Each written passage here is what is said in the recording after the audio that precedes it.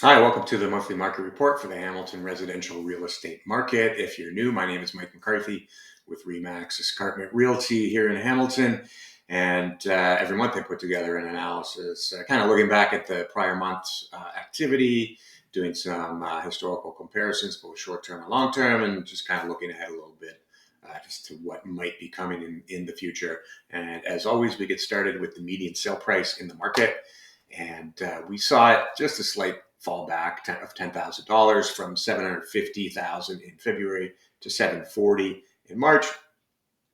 Still up over 7.5% since the beginning of 2023, down 20% from last year. But as we all pretty much know by now, that was a ridiculous market in terms of pricing. But from a longer term perspective, our compounded annual growth rate since 2013 is 10%.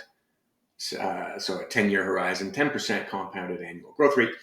For 5 years, it's 9.9%. For 3 years, 9.9%. So pretty steady, predictable annual growth rate of right around 10% in the market. Obviously, that has not occurred over the last couple of years, but major, as we know, major shocks in the economic order globally, and which always trickles down locally, of course.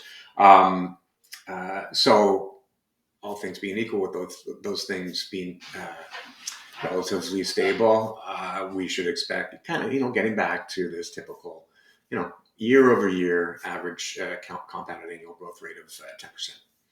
Let's hope, anyways. Okay. The speed with which homes are selling is getting really quick, especially compared to the last 8-9 months. It was down to 17 days. Typically taking to sell a property in Hamilton in the month of March, which was down from February, which was really down from January. And we have not been selling homes this quickly since June of last year, where it was 15 days. And the effect on just the overall amount of inventory is we're down to 1.6 months worth of inventory. And we have not been seeing those numbers since April of last year, when it was 1.2. So almost a whole year when we've had this tight of a market for inventory. So how is it that we're getting there? Well, we are seeing an increase in sales monthly, which is very typical for the first few months of the year. However, from year over year, we're down 33% from the amount of sales from last March. And that number of 630 is the lowest volume we've seen going back to 2013. It's as far back as we can see from this data set. There were 3 years that were pretty close, 2013, 14, and 19. But, this year, the lowest amount of sales in the market. But each month so far this year, we've been hovering at around between 75 and 80% of the typical amount of transactions for each month. So remaining steady in that from that perspective. Now, in terms of what's getting to the market, it's not quite the same. Now, as you can see, of course, we are going up, which again is very, very typical for the first few months of the year.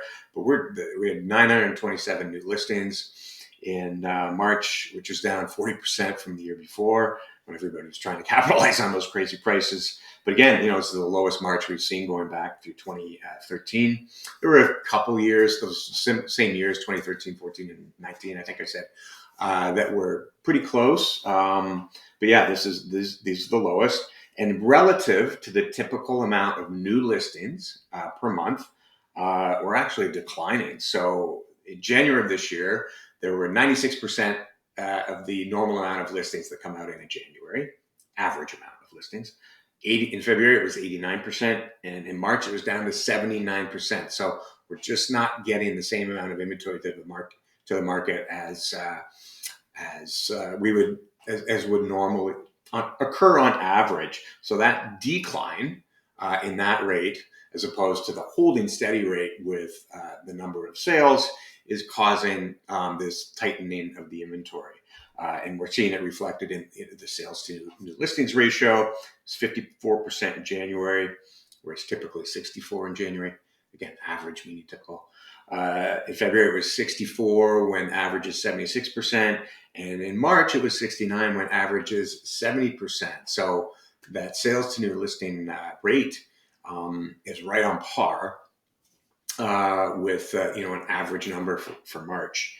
And so what we're seeing with that decline in rate of new listings is we're not seeing the overall inventory growth. So we're seeing a flat line here so far for the last month of 2022 and the first 3 months, right around just a little bit over 1,000 listings on the market at month end. The last time we saw this type of flat line, it occurred 2 years in a row back in 2016 and 2017. And what was interesting after during those 2 years was prices for the entire year peaked in either April or May, and then just either flatlined for the rest of the year, or just kind of remained around that number for the rest of the year. Or I think it was 2017 where it peaked in May and then actually dropped a little bit, and then maintained a relative price for the remainder of the year. So yeah, and just for perspective, between May and end of year, over that first 3 months, we usually see an 11% growth in the number of listings on the market at the end of a month. So basically it's zero. I don't know, it might be a slight percentage, but almost zero. So, what's going to happen moving forward? History doesn't always predict the future, but provides some clues. So we don't have super high demand, but it's growing relatively like we would expect it to. And listings are not. So what's going to break? Are we going to see an increase in demand, which to spike prices up, or are we going to see an increase in inventory or a decrease or whatever?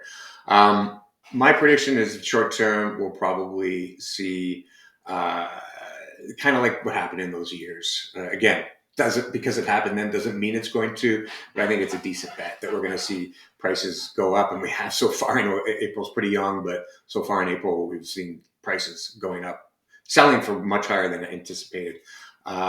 See prices go up over the next few weeks, and then maybe people trying to capitalize getting houses on the market, and inventory maybe catching up to levels that it should be at, and just seeing things go steady for the remainder of the year, or at least for a period of time. Who knows? We'll see. A prediction is worth not very much. But anyways, that's my prediction nonetheless. So we'll get back here in a month and see what's happened, see if my predictions have any validity to them. But if you have any questions, feel free to reach out. I'm always happy to engage in any conversation. So don't hesitate. Please hit me up any way, the best way that works for you. And if you found this helpful, insightful, or enjoyable in any way, we'd really appreciate it if you gave it a thumbs up and shared it, or gave it a heart, or whatever the thing is to do on the platform you're watching on. That would be awesome. We really appreciate it. And as always, really appreciate your time. And look forward to spending some of it again with you in a month or so. All right. Take care. Have a great April. And if you celebrate Easter, happy Easter to you and your family. And if you don't, enjoy the extra time off that we have over the next few days nonetheless. And have some quality time and be safe and all that. So we'll see you in a month or so. All right. Take care.